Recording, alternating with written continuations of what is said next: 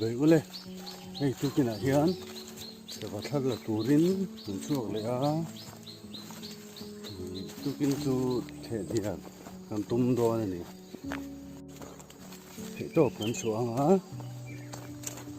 thật thể không biết rồi là làm tum đo này thì lại cho gần lụt thật luôn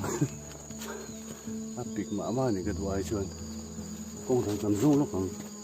ta đi qua ôm mình được thì coi xin nào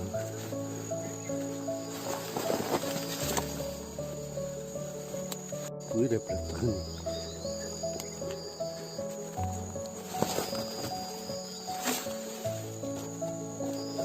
cần thấy đôi này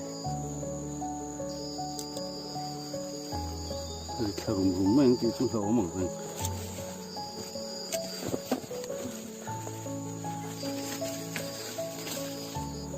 mình đã ổn lục điêu này ô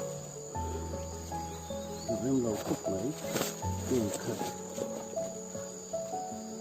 không to lắm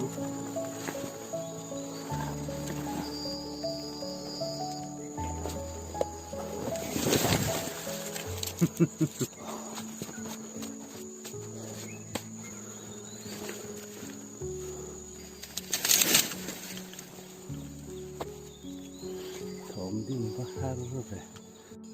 lại lúc có đó này làm lạnh là thì GoPro thì cho ổn đâu ạ một số nóm dọc đâu xin này bông xe với cái lạnh đẹp đây còn cần sốt là tới